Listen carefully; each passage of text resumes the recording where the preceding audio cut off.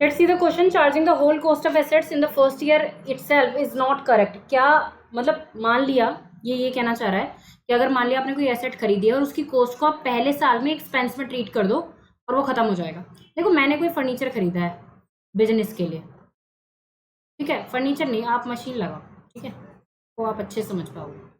मैंने मशीन खरीदी है, ठीक है, अब इस मशीनरी से मैं क्या करूंगी, मैं इससे क्या करूंगी, प्रोडक्शन करूंगी, ठीक है, प्रोडक्शन करूंगी, उससे मुझे क्या होगा, इनकम होगी ना, इससे मुझे क्या होगा, इनकम होगी। तो अब एक बात बताइए, इस मशीन को खरीदने में मैंने 5 लाख रुपए खर्च किए हैं, तो क्या मैं इसको फर्स्ट ईयर में ही सारा एक्सपेंस दिखा दूं? क्या ये मेरे लिए खर्चा है? आप खुद सोचो।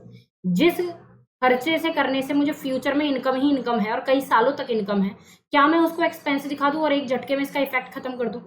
ऐसा तो नहीं होगा ना।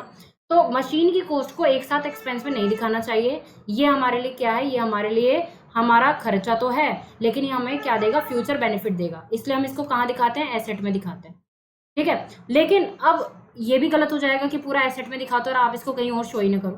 तो हम क्या करते हैं, इसको हम इसका एक हिस्सा हम एक्सपेंस में भी दिखाते हैं हर साल, जब तक कि मशीन बिल्कुल जीरो ना हो जाए या फिर उसकी कुछ थोड़ी सी वैल्यू क्यों ना बच जाए, ठीक है।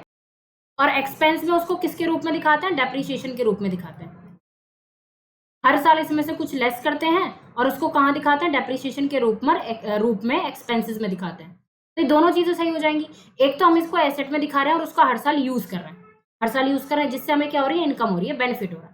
लेकिन जो हम यूज कर रहे हैं उसकी वजह से कुछ हम उसको एक हिस्सा उसका खर्चों में भी दिखा रहे हैं, और उसको खर्चों में कैसे दिखाते हैं, डेप्रिसिएशन के रूप में। तो सारे काम एक साथ हो गए, मतलब डेप्रिसिएशन भी लग गया और हमारी मशीनरी एसेट भी बन गई और उससे इनकम भी हो रही है और हमारे एक्सपेंस में भी दिखाया जा रहा है। तो सारी चीजें एक साथ हो गई। तो इन सारी चीजों को सही रखने के लिए इसको हम कहते हैं, पता है, आप आगे जाके एक प्रिंसिपल पढ़ोगे जिसका नाम है मैचिंग प्रिंसिपल।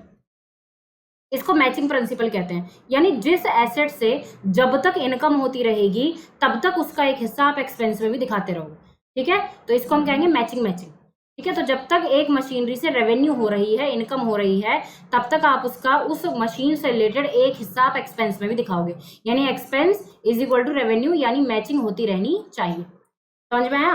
तो इस वजह से हम एक ही साल में पूरी मशीनरी को एज अ खर्चा नहीं दिखाते हैं। So I hope this is the proper explanation to this question.